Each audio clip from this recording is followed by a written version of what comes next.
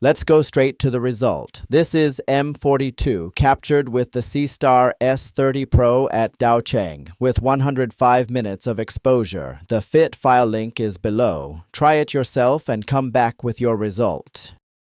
I'm using PixInsight 1.9.3 with BXT, SXT, and NXT installed. This is the original FIT file.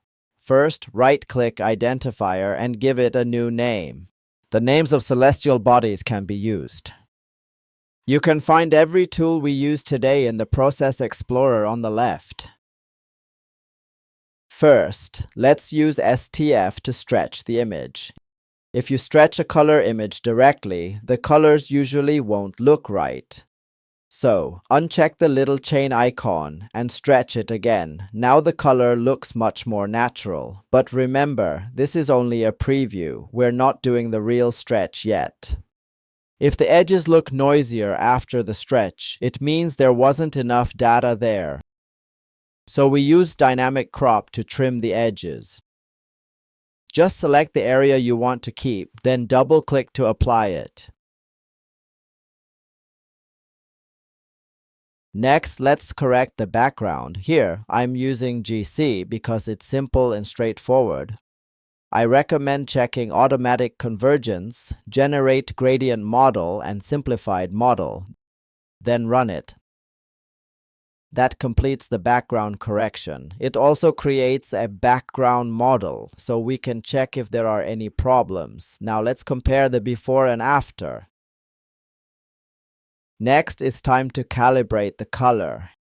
Here, we'll use a very simple method, aligning the image color by correcting the star colors. First, run Image Solver.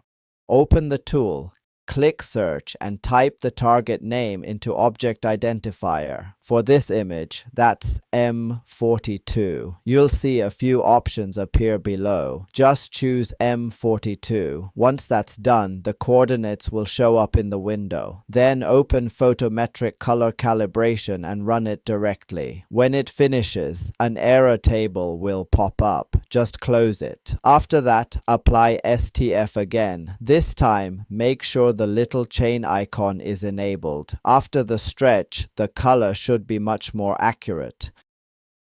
Directly use BXT for deconvolution. This is where the image quality really takes a big step forward. It's not just simple sharpening. It's trying to recover detail lost to blur. Then use SXT to separate the nebula from the stars. Make sure to enable Generate Star Image so you'll get two images. One for the stars and one for the nebula.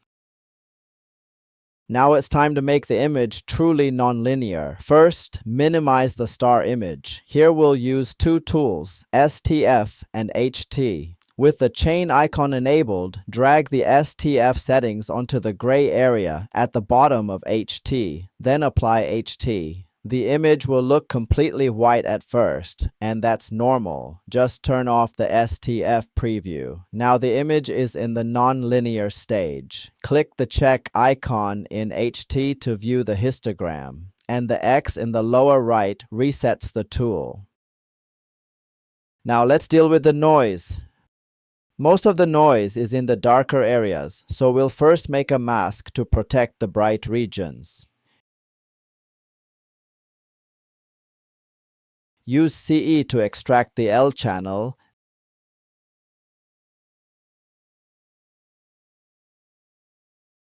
then stretch it with HT until it's clearly black and white.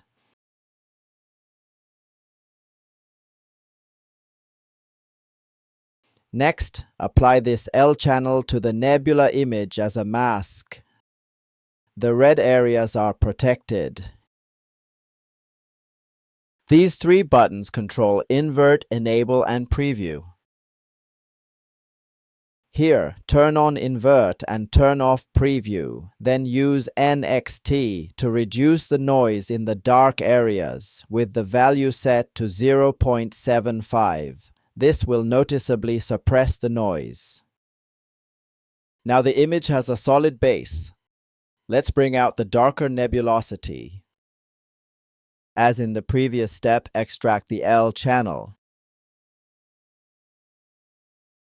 Open CT and click around the image to check the range of the dark nebulosity. In CT, add a few control points. Use this button to open the preview, then gently brighten the dark nebulosity. Now the dark nebulosity is much more visible in the L channel. I probably pushed it a little too far here, so feel free to dial it back.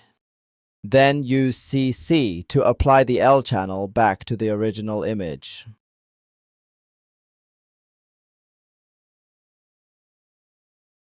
You can see that the dark nebulosity is now much more visible.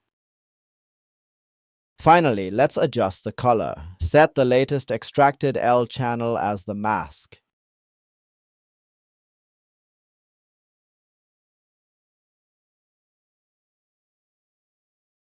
Then use CT to boost the S channel, which is basically increasing the saturation.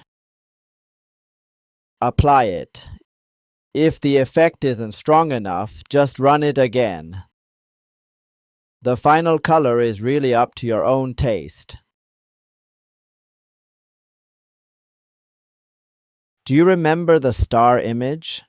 Now we need to combine the stars back with the nebula. First, use STF and HT to stretch the star image into the nonlinear stage.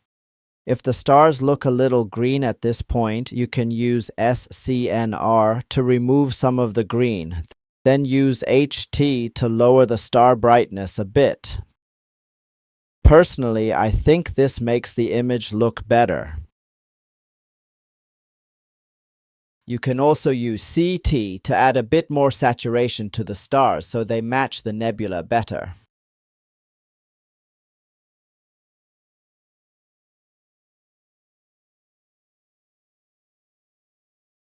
Finally, use pixel math to combine them. The formula is already prepared. Just replace the star and nebula image names, then drag it onto the star image. And with that, our quick nebula processing workflow is complete. Now let's take a look at the result. If there's anything in the process that wasn't clear, or if there's another tutorial you'd like to see, feel free to leave a comment. Don't forget to like, subscribe, and save the video. See you in the next one. Bye.